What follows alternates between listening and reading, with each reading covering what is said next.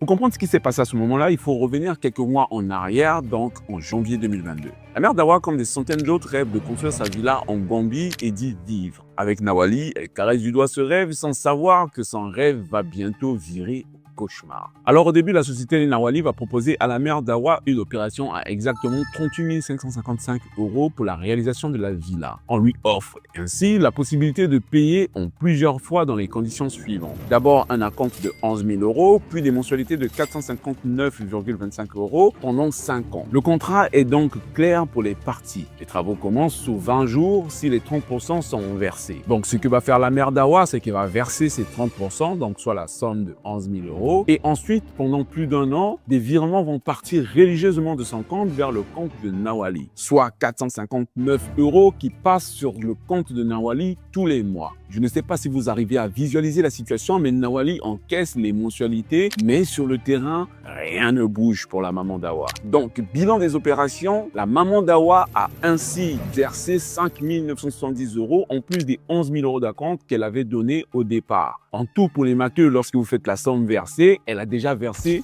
17 120,25 €.